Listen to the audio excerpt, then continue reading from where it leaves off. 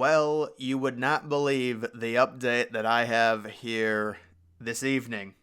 We have Titanic II possibly setting sail, and I want to say and stress it is tentative. Let's remember this project kicking off in 2012, having numerous delays, seemingly being killed by the pandemic. It is now, at least according to Clive Palmer, his press conference in Australia today, this project is seemingly revived. Australian billionaire revives dream to set sail on Titanic II.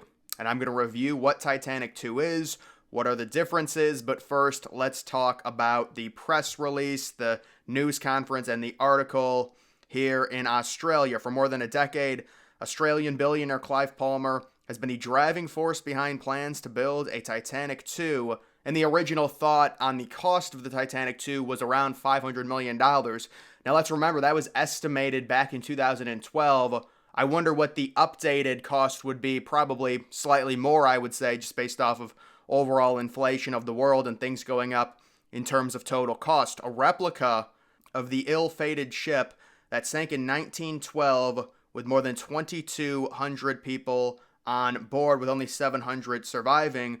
Palmer first launched the plans in 2012 and then relaunched them again in 2018. And now here, 6 years later, he is doing it again, relaunching the project on Wednesday during a press briefing at the Sydney Opera House against a backdrop of the city's famed harbor. And the question is why? Well, the answer is obvious. This is a legendary ship, and it's very grandiose, and it's very beautiful. It's the most famous ship in the history of the world, and it only had basically about 3/4 of one single voyage. So that's obvious. And there are questions about the Titanic II, don't get me wrong. How do you modernize it enough? And what will really happen to the Titanic II in terms of long-term down the road if the Titanic II, after having a good first few years, because we would expect there to be so much popularity surrounding the ship, the novelty might wear off. Does it become a floating museum to where it stays at different ports for months and maybe a floating hotel, just like the Chinese are trying to do or tried to do? I think that project is officially abandoned with their version of the Titanic. They actually started building it at kind of an inlet little river within China there, and they've completely abandoned it about halfway through construction of that. For Palmer, the question is not how to earn money, but where to spend it. They talk about that. Talk about Clive Palmer spending different money on things, possibly suing people. But this is the big stuff right here. The plans are very similar to previous iterations, checked to ensure they comply with the current regulations. And there are renderings on what the potential new Titanic would look like. They will have to install another deck to be able to fit the lifeboats underneath. Unfortunately, that's how the new model has to be. You would like to have it as an exact replica, but because the lifeboats have to be a certain size, you have to put them about 3 decks below. You can see how they're kind of cut out there. That's not how they were on Titanic. But the idea is you would have to add an entire another deck, and on that deck, it would be considered the safety deck. That would be kind of like, the 21st century deck, if you will. There would be a casino. There would be different, modern things, and that was obviously not part of the original Titanic in 1912. You would need to add that deck to be able to fit the lifeboats underneath the top deck, which is where they were originally at on the Titanic. And tenures are being sought with plans to confirm a shipbuilder by the end of 2024, and the work is expected to begin. The construction on Titanic II is expected to begin sometime early in 2025, possibly as early as January of 2025. This is all extremely tentative. We would expect an updated renderings release on this. I know they released several versions of the renderings. I'm showing them here in the past, but the most recent renderings we have are probably from 2018, maybe even earlier. So I wonder if the model has changed at all in terms of, obviously a ship is going to be at least built slightly different in terms of regulations from 2018 to possibly building it in the year 2025, which is what they expect right now. It says right now Palmer expects the winning bidders to be based in Europe.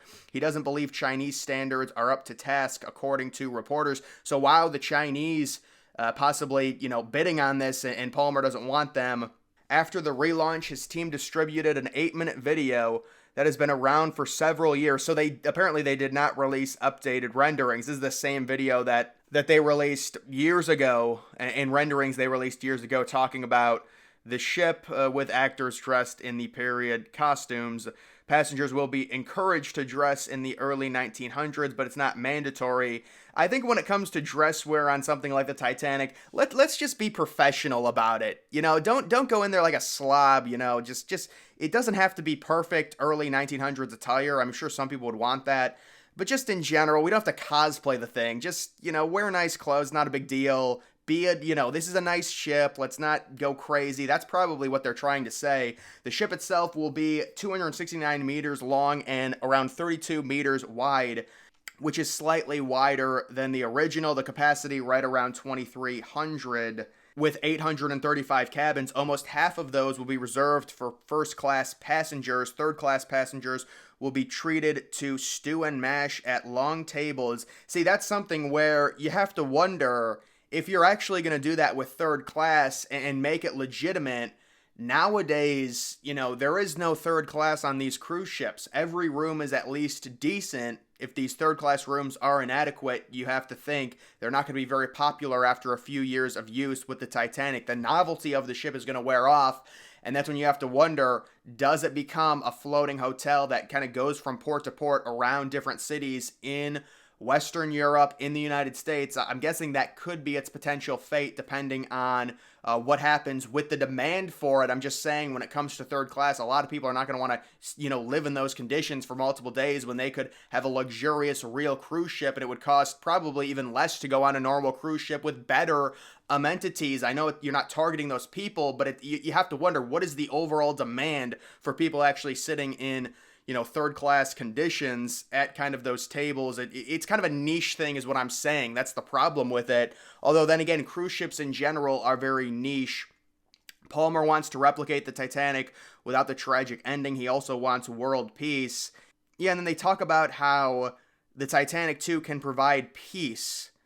I don't really understand that. It can be a ship of peace between all countries of the world.